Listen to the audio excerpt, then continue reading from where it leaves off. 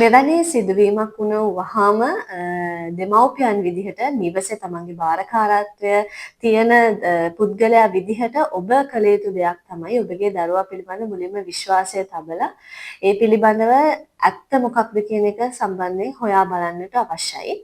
එහිදී මේ ඡායාරූප පළ කරලා තියෙන්නේ මොන වෙබ් අඩවියේද කියන කාරණාව පිළිබඳ හොඳ අවබෝධයක් ලබා ගන්නට ඕනේ. ඊට අමතරව මේ ඡායාරූප ලබාගෙන තියෙන්නේ මොන ආකාරයෙන්ද දරුවගෙන් කියන කාරණාව පිළිබඳ සැලකිලිමත් වෙන්න ඕනේ. සමහර වෙලාවල් වලදී ඔබ අන්තර්ජාලයට මුදා හැරලා තියෙන එහෙම නැත්නම් ඔබගේ සෝෂල් මීඩියා සමාජ මාධ්‍ය ශාලා ගිණුම් වල පළ කරලා තියෙන ඡායාරූප භාවිතා කරලා නම් මේ සිදුවීම කරලා තියෙන්නේ.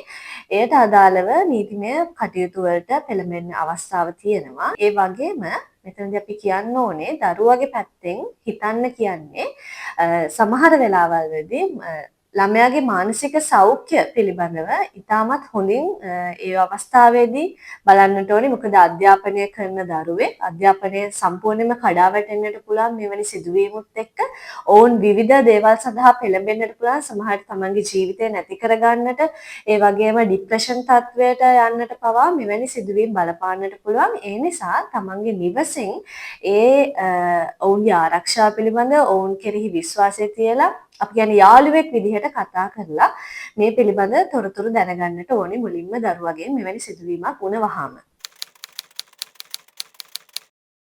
මෙවැනි සිදුවීමක් වුණ වහාම නීතිමය ක්‍රියාමාර්ගවලට යොමු වෙන්නට ඕනේ අදාළ පුද්ගලයන් සම්බන්ධයෙන්.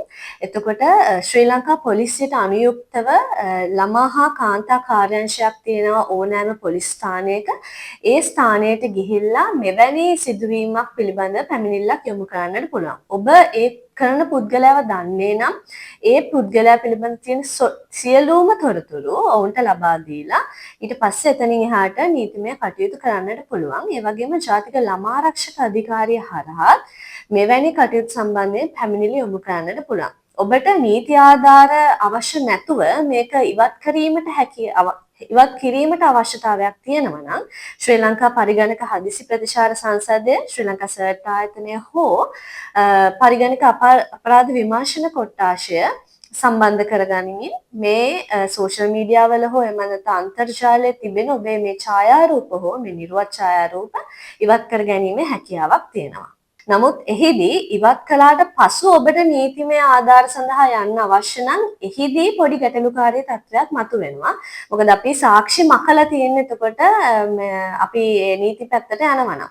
එහිදී ඔබට කරන්න පුළුවන් මුලින්ම නීති ආධාර වලට ගිහිල්ලා ඔවුන් හරහා අපි වෙත යොමු වෙනවා නම් ඒ අදාළ සාක්ෂි එකතු කර ගනිමින් ඒ අදාළ නීති මාර්ග වලට යන්නට පෙළඹෙන ගමන්ම මේ ඉවත් කර ගැනීමේ හැකියාවක් ඔබ සතුව තියෙනවා.